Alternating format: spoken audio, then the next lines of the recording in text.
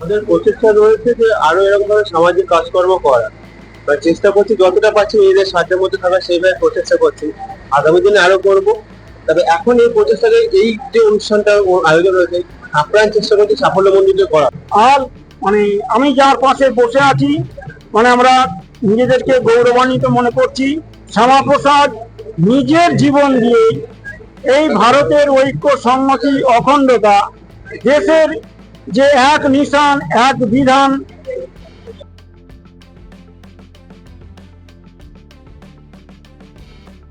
নমস্কার দর্শক বন্ধুরা, আপনাদের স্বাগত।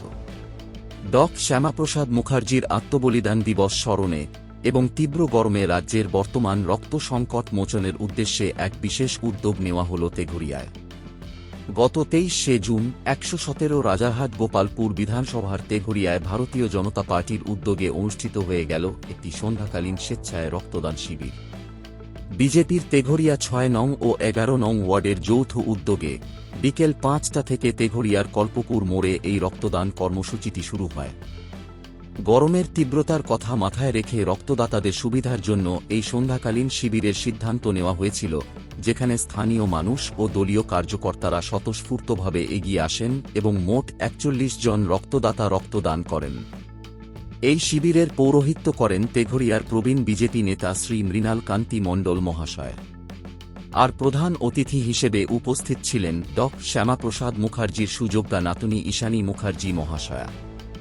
এছাড়াও কলকাতা উত্তর শহরতলি সাংগঠনিক জেলা ও স্থানীয় মণ্ডলের একাধিক বিশিষ্ট নেতৃবৃন্দ ও কার্যকর্তারা উপস্থিত থেকে রক্তদাতাদের উৎসাহিত করেন। রক্তদানের পাশাপাশি এই অনুষ্ঠানে এলাকার মাধ্যমিক ও উচ্চ মাধ্যমিক পরীক্ষায় সফলভাবে উত্তীর্ণ ছাত্রছাত্রীদের সংবর্ধনা ও উৎসাহ দেওয়া হয়।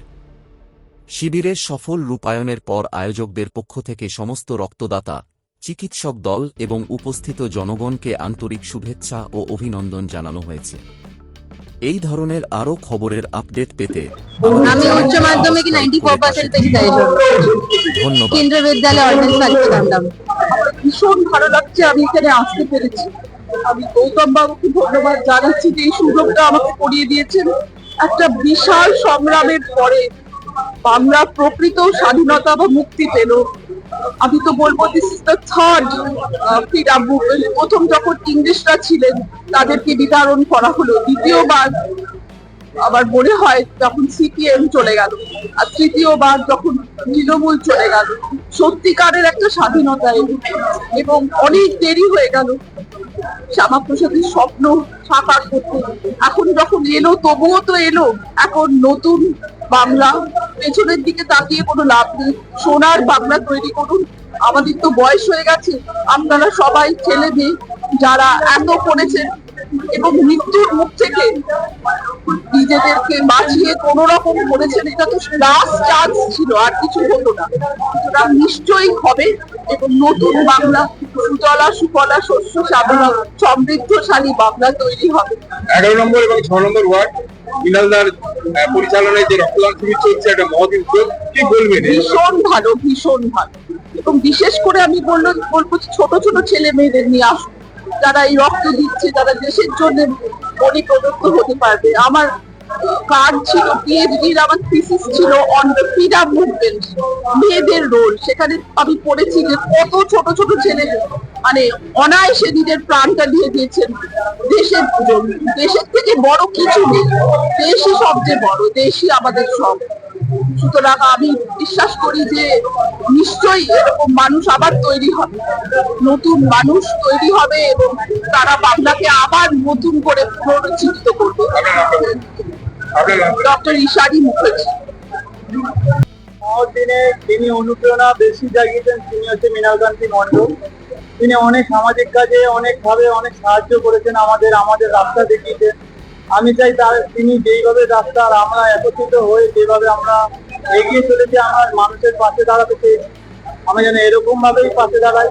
আগে বিরোধী পার্টি যেরকম ছিল সেরকম যাতে না হয়, সবাই যাতে আমাদের পাশে দাঁড়ায়, সবাইকে যাতে সবসময়। আমি মাধ্যমিকে 91% পেয়েছি সিবিএসসি বোর্ড থেকে। দেখেন আমরা এতদিন ধরে বিগত কয়েক বছর ধরে এত লড়াই করার পরে আজকের এই দিনটাতে আজকে এই জায়গায় এসেছি। তাতে সবাই যৌথ ভাবে আমরা এই প্রোগ্রামটা নিয়েছি যাতে আমরা এই শ্যামাপ্রসাদ জি বলিদান দিবসে যাতে আরো মানুষের কাছে পৌঁছায় এবং ওনার যে কৃতিত্ব যেটা সাধারণ মানুষের কাছে বুঝতে পারে যে উনি কি অবদান আমাদের পশ্চিমবঙ্গের জন্য করে গেছে এমনকি ভারতবর্ষের জন্য করে গেছে তা সেটা আমরা আজকে স্মরণ করে আজকে ওনার উদ্দেশ্যে এই রক্তদান শিবিরটা